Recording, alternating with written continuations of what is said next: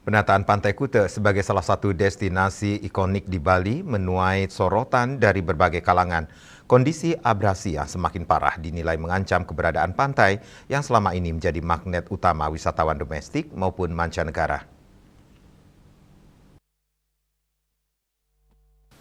Anggota Komisi 1 DPRD Kabupaten Badung Wayan Puspanegara menilai Pantai Kuta memiliki posisi yang sangat penting dalam industri pariwisata Bali. Pantai tersebut selama ini dikenal sebagai destinasi wajib yang hampir selalu dikunjungi wisatawan saat datang ke Pulau Dewata.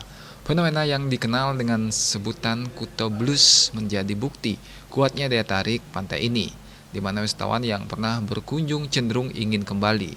Daya tarik tersebut tidak lepas dari keindahan pasir putih, ombak yang konsisten untuk aktivitas selancar, hingga panorama matahari terbenam yang menjadi salah satu yang terbaik.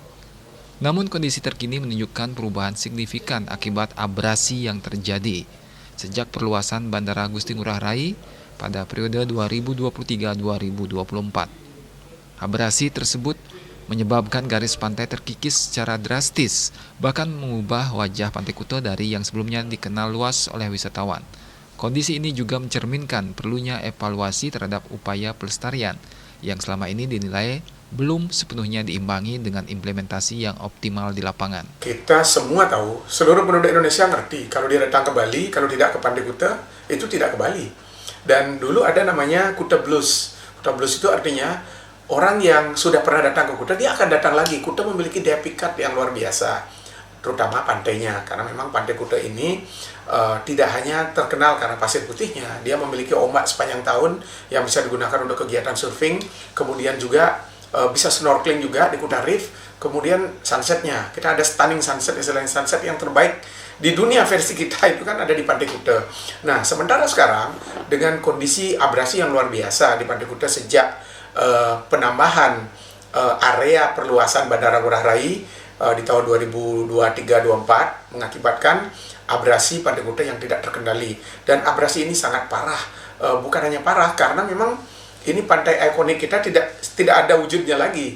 Pantai Kuta sudah tidak berwujud seperti Pantai Kuta seperti apa yang pernah dinikmati oleh wisatawan sebelumnya. Nah, kita bisa melihat secara geografis wilayah itu kan dibagi, mana yang menjadi kewenangan pusat, mana menjadi kewenangan provinsi, dan mana menjadi kewenangan daerah, kabupaten.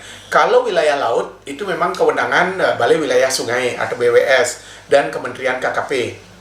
Sedangkan pantai itu adalah wilayah provinsi. Sedangkan sempadan pantai itu adalah wilayah kabupaten.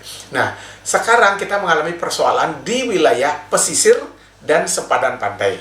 Karena di wilayah pesisir sudah terabrasi, khususnya Pantai Kuta, kemudian sempadannya juga terabrasi. Kalau kita melihat Pantai Kuta dengan kondisi yang hancur seperti sekarang, kita sangat malu sebenarnya dari perspektif bagaimana gerakan pemerintah dalam rangka menjaga kelestarian pantai ini. Dengan kondisi yang semakin memprihatinkan, diperlukan langkah konkret dan kolaboratif dari seluruh pemangku kepentingan untuk mengatasi abrasi, serta memulihkan kembali fungsi dan daya tarik Pantai Kuta sebagai destinasi unggulan Bali. Yana, Bali TV.